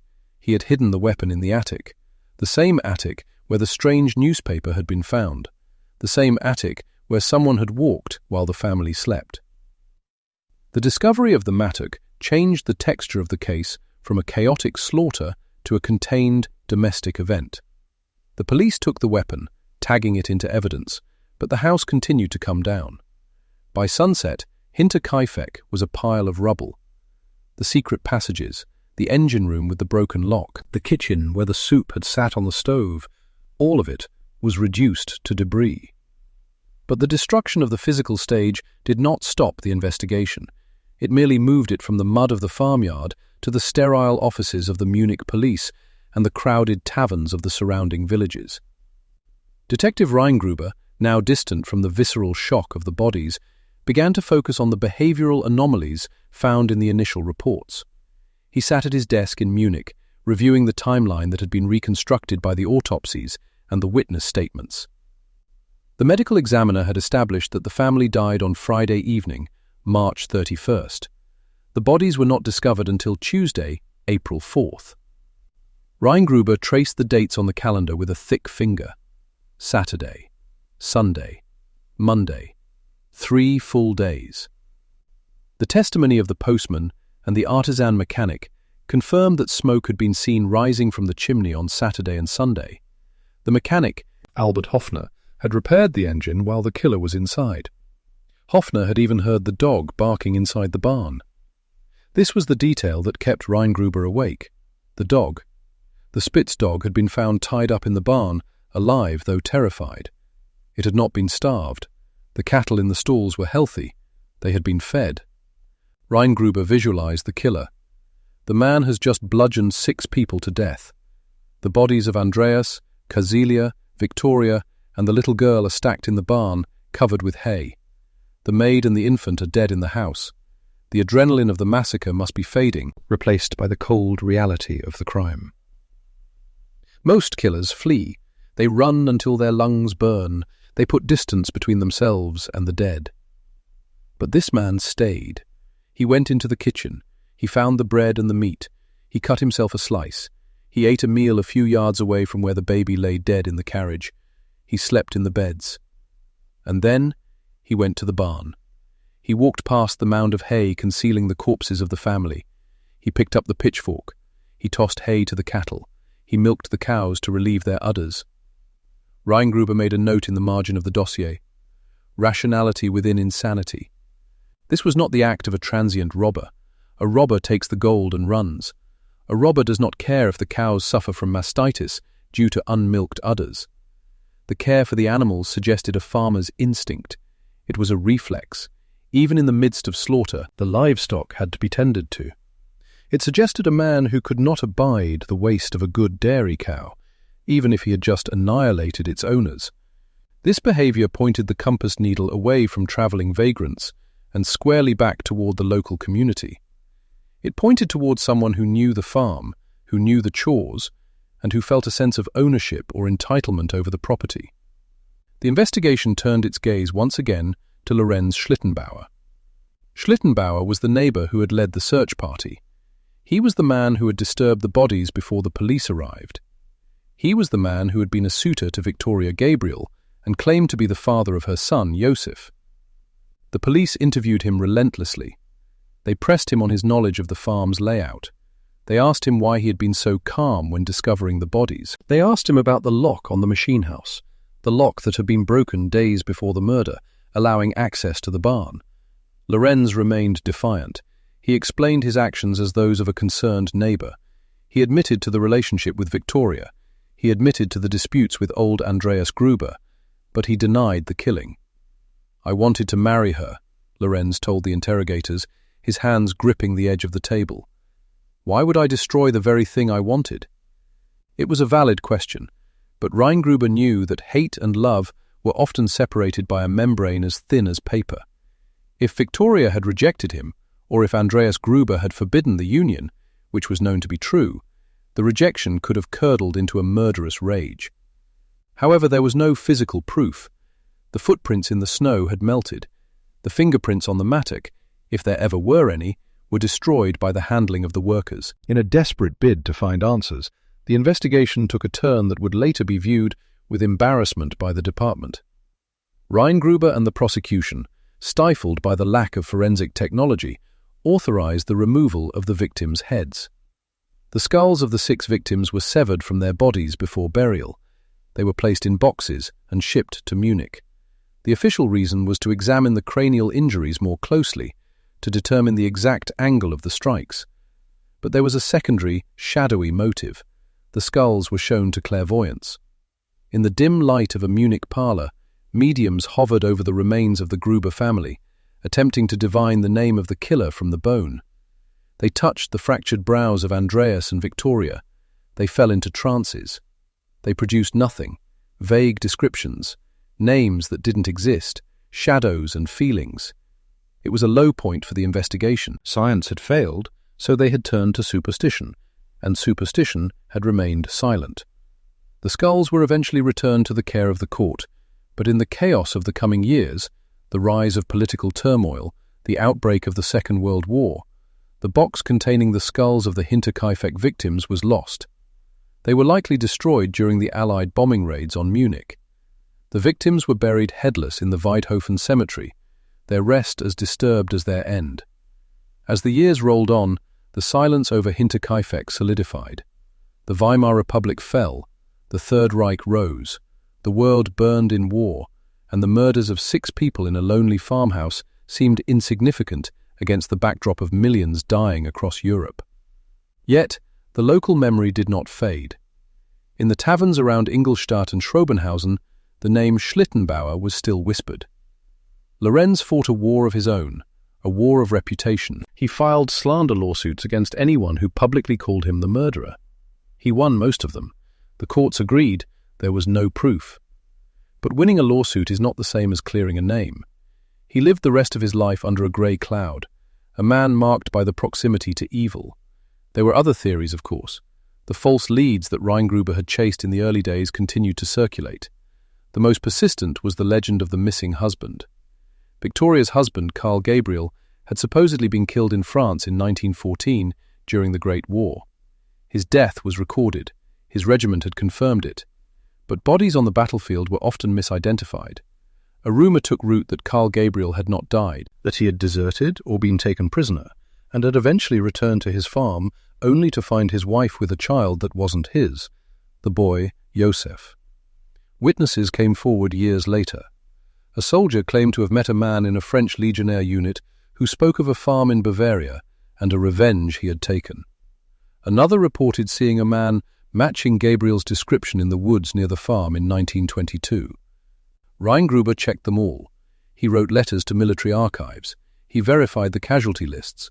Every official record stated clearly, Carl Gabriel died in Arras in December 1914. The man in the woods was a ghost story. The Legionnaire was a tall tale. The husband theory was seductive because it offered a clean motive, the jealous soldier returning home. But it did not fit the evidence of the newspaper. The Münchener Neueste Nachrichten found in the kitchen was a paper subscribed to by many, but the specific copy found in the house had been delivered by the postman to the ground, picked up by someone and brought inside. It was a local paper. A soldier returning from France or Russia would not have been worried about subscription deliveries. The years turned into decades. The file grew yellow and brittle. In 2007, 85 years after the murders, the case was reopened, not by the police, but by the Bavarian Police Academy. It was a final academic attempt to apply modern forensic psychology to the cold data of 1922. The students and their professors utilized the most advanced profiling techniques available. They fed the data into the system, the isolation, the incestuous relationship between Andreas and Victoria, the financial status, the weapon, the post-offense behavior. They stripped away the superstition and the rumors of gold. They looked at the biomechanics of the crime. The quote 199 on the faces of the victims was the key. Robbers kill to eliminate witnesses. They shoot, or they strike once to incapacitate. They do not obliterate the face unless there is a deep, personal hatred. The injuries to Victoria were particularly savage. The killer had focused on her. And the boy, Joseph, the 3-year-old. He had been killed with a heavy blow while in his bassinet. But then, in a detail that had been overlooked by many, the killer had covered the body. He had placed a skirt over the bassinet, or, according to some reports, a dress belonging to Victoria. Remorse. The modern profilers saw it clearly. The killer felt no remorse for Andreas or the wife, Casilia. He covered them with hay to hide them, to sanitize the space so he could live there for 3 days. But the covering of the child was different. It was an act of shielding. The profiling team concluded that the crimes were almost certainly committed by a person from the immediate social circle of the family. The motive was emotionally driven, a conflict of relationships, paternity, and control. The cattle feeding was reanalyzed. It was interpreted as an act of, quote, 200, quote. The killer was likely a person who viewed the farm as a system that must continue, regardless of the humans who ran it. It was a possessive act. My farm, my cows, my decision. The students identified a specific suspect. The probability was high. The evidence, when viewed through the lens of 21st century psychology, pointed to one man. But the report released by the Police Academy contained a caveat. They refused to publish the name. The suspect was long dead. His descendants were still alive, living in the region. To name him now, with no ability for him to defend himself and no DNA to prove it definitively, would be an act of slander. The name remained redacted, but those who read the report, and those who knew the history, looked again at the old photos of the neighbor who had stood in the barn with the search party, the man who had sued for his reputation, the man who had lost the child he claimed was his. The mystery remained technically unsolved, but the ghost had been given a shape. Back in the timeline of the 20th century, the official end came much quieter than the demolition of the house. It was 1955. The world had been remade. Germany was divided. The economic miracle was beginning. The dark, muddy stories of the 1920s felt like ancient folklore. A state prosecutor in Augsburg sat before a massive stack of binders, the Hinterkaifeck files, thousands of pages of testimony, letters from clairvoyants, angry denials from Schlittenbauer, frantic telegrams from Gruber, and the faded autopsy reports of 6 people who had died in a barn. There were no new leads. The last credible witnesses were dying of old age. The physical evidence, the mattock, the lock, the clothes, had been lost or destroyed during the war. The prosecutor picked up his pen. There was no justice to be had here. The law required evidence, and time had eaten it all. He wrote the final entry. He did not solve the riddle. He did not name the phantom. He simply acknowledged that the mechanism of the state could go no further. With a scratch of the nib and a stamp of the official seal, the investigation into the murders at Hinterkaifeck was formally closed.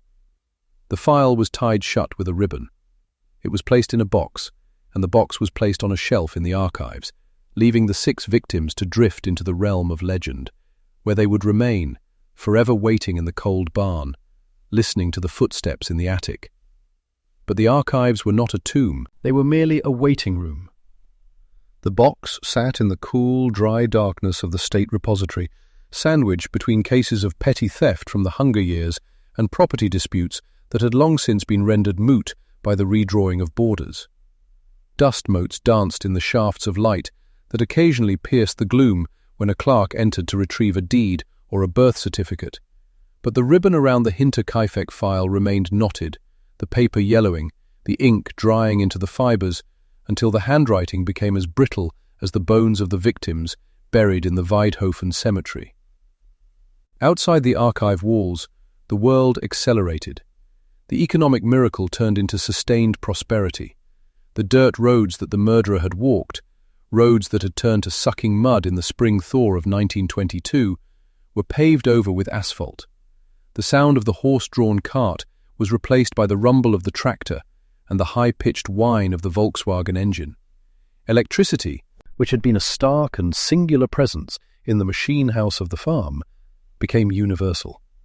The darkness of the Bavarian night was pushed back by street lamps and the glow of television sets, banished to the edges of the forest where the spruce trees still grew thick and impenetrable. Yet, there is a distinct quality to the silence of the Donnermoos.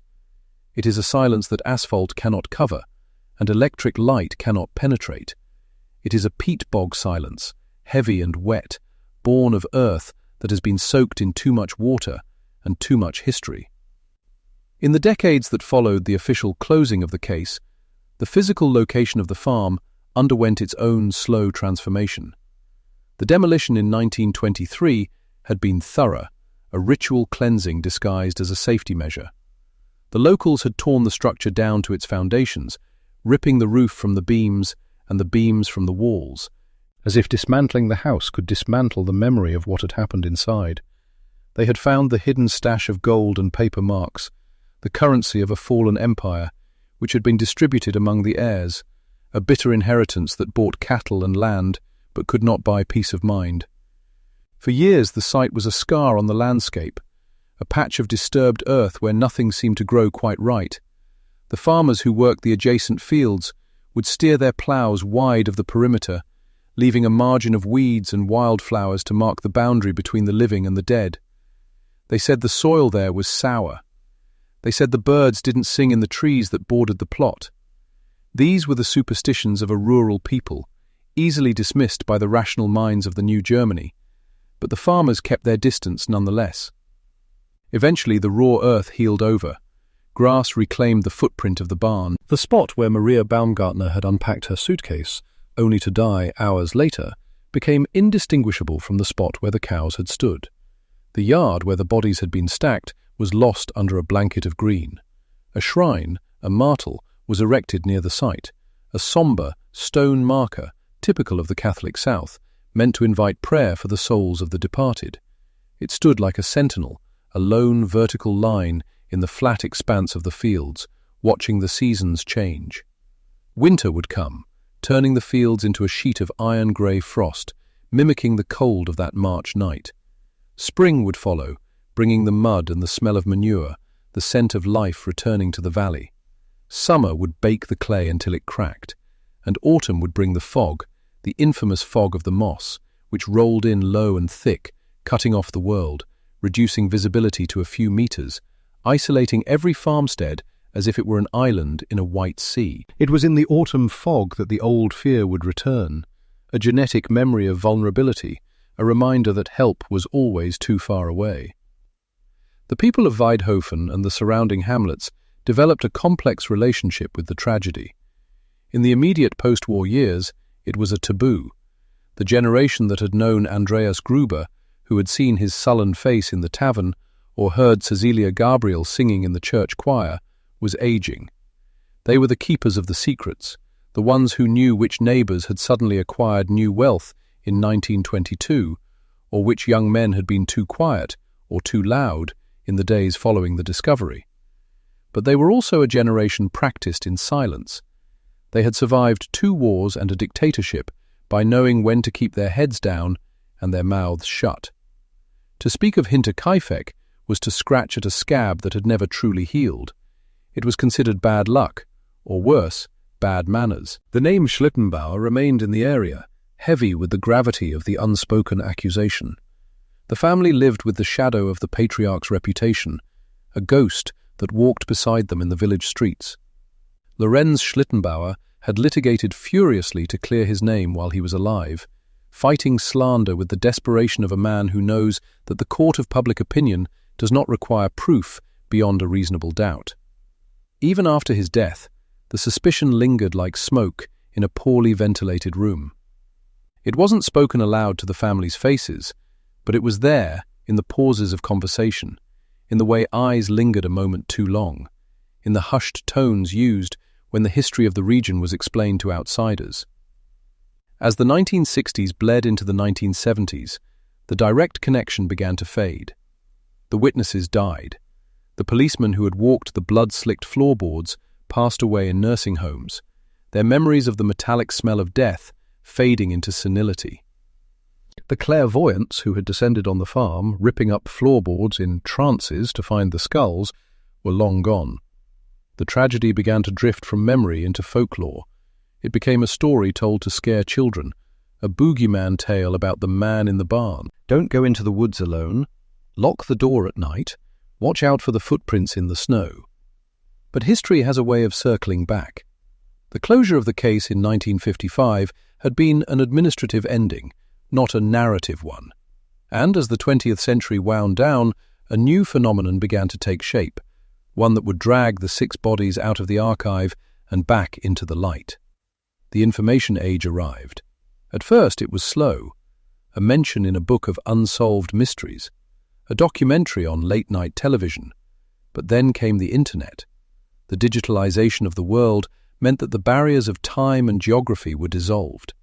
Suddenly, a murder in a muddy Bavarian field in 1922 was accessible to a teenager in Tokyo, a housewife in Ohio, a detective in London. The scanned files, the grainy photographs of the bodies in the straw, the floor plans of the house. They were uploaded, shared, analyzed, and obsessed over. A new kind of investigator emerged. These were not men bound by the procedural limitations of the Augsburg prosecutor's office. They were not constrained by the need for admissible evidence or the political delicacy of accusing a neighbor. They were driven by pure, unadulterated curiosity and the human need to solve a puzzle. Forums sprang up. Websites were dedicated solely to the case. The, quote, 206 community became a hive mind of speculation. They pored over the autopsy reports with the scrutiny of forensic pathologists.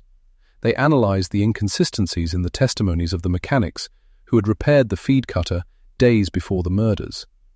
They debated the psychology of the perpetrator. Was it a robbery gone wrong? A crime of passion? A sexually motivated thrill kill? A political assassination related to the femimord of the early Weimar Republic? Every detail was re-examined. They looked at the Reutower, the mattock, the weapon that had crushed the skulls of the family. The police had found it hidden in the floorboards of the attic, cleaned, but still carrying the microscopic traces of the deed. Why hide it? Why not take it? Why clean it? The internet sleuths argued that this pointed to a perpetrator who knew the farm, who knew where the tools belonged, someone who had the presence of mind to tidy up after the slaughter. A local. They looked at the days between the murder and the discovery. 4 days. 4 days where the killer remained on the farm. They fed the cattle, they milked the cows, they heated the house. Smoke was seen rising from the chimney. The neighbors had seen it and thought nothing of it. This detail, more than the violence itself, chilled the modern audience. The image of the killer living amongst the corpses, eating the Gruber's bread, sleeping in their beds or in the hayloft, maintaining the routine of the farm while the family rotted in the barn. It spoke of a detachment that was terrifyingly modern. It was the behavior of a sociopath, a term that didn't exist in the Bavarian lexicon of 1922, but fit the profile perfectly in the year 2000. And they looked at the skulls. The most macabre chapter of the post-mortem history involved the heads of the victims. In the course of the investigation, the court physician had severed the heads of the 6 victims to send them to Munich for, quote, 207, quote, a desperate pseudo-scientific attempt to glean the identity of the killer from the physical remains. The headless bodies were buried in Weidhofen. The skulls were kept in a museum in Munich. And then, during the chaos of World War II, they vanished, lost in the bombing raids, or stolen, or simply misplaced in the rubble of a collapsing city. The missing skulls became a symbol of the case's lack of closure. The victims were not whole in their graves. The evidence was not whole in the files.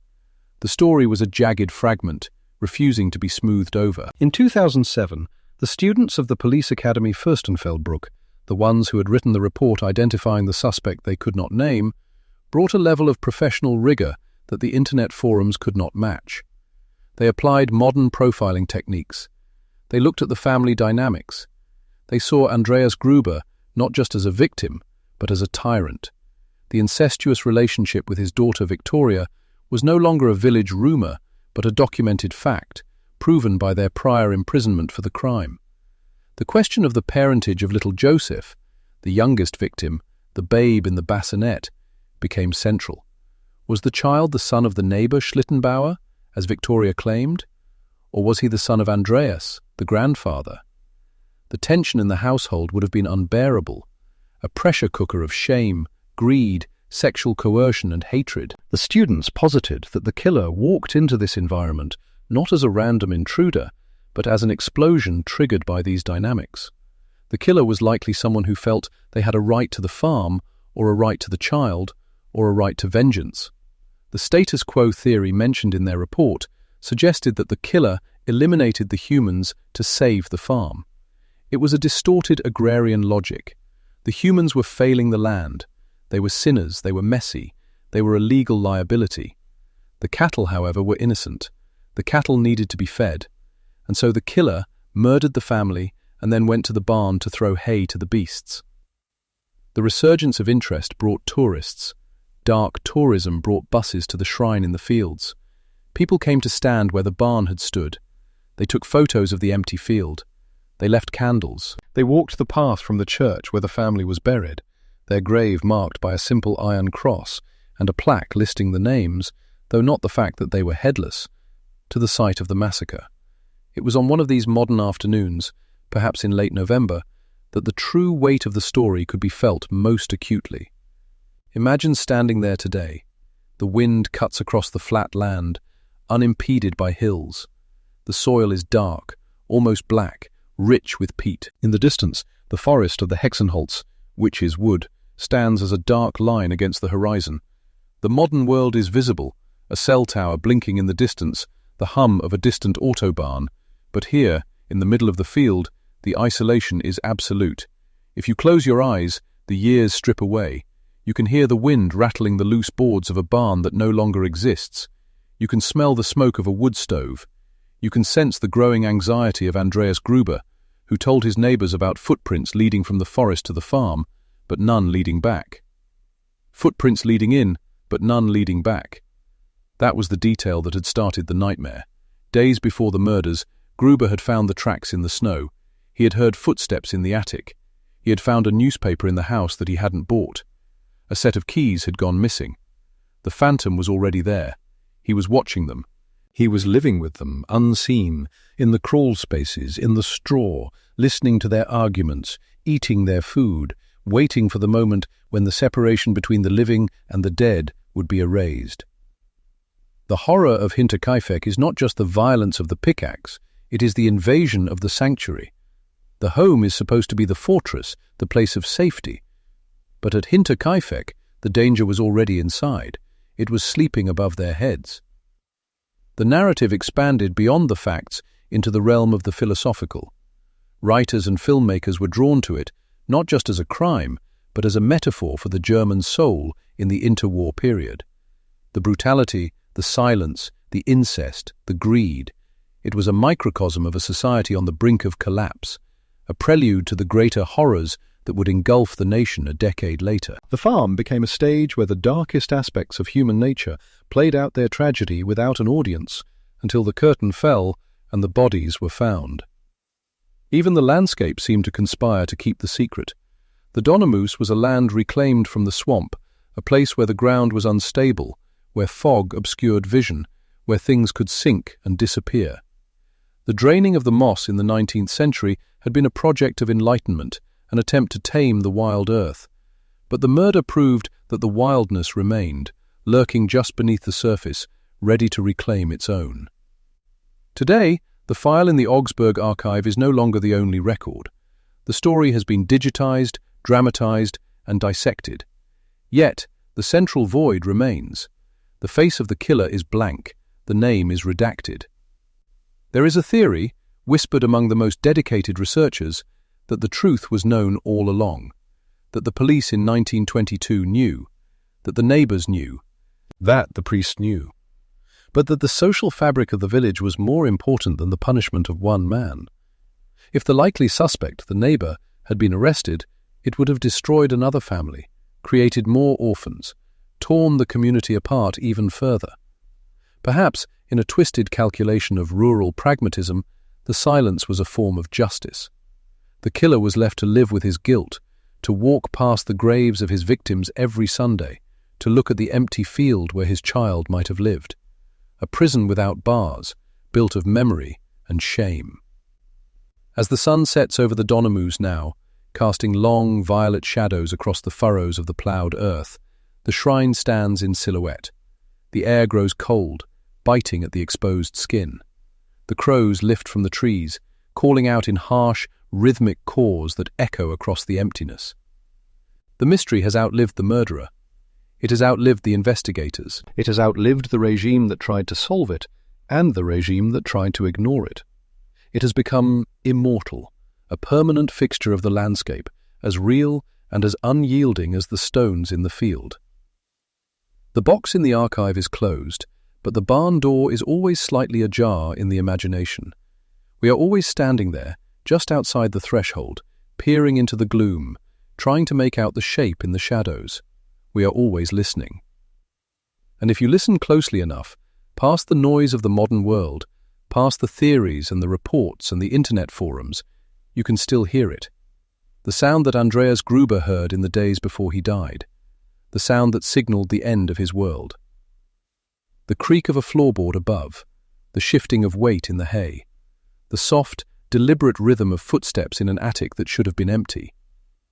The footsteps continue. They pace back and forth in the crawl space of history, restless and resolving nothing, reminding us that some doors, once opened, can never be fully closed. The dead are gone, but the listener remains, waiting in the dark, holding his breath, waiting for the sound to stop or for the hatch to open. And so the story does not end. It merely stops being written, leaving the reader alone in the barn, with the night closing in, and the certainty that they are not alone. The silence of the Donnermoos is not empty. It is full. It is full of what was lost and what was never found. The ribbon on the file is red, the colour of blood and of official seals, binding the chaos into a neat, rectangular block of paper that can be shelved but never silenced. The darkness holds its breath. The legacy of Hinterkaifeck endures, a cold draught blowing through the keyhole of the 20th century, chilling the skin of anyone who dares to put their eye to the glass. It is 1955. It is 1922. It is today. The lantern flickers. The footsteps stop. And then the mattock falls.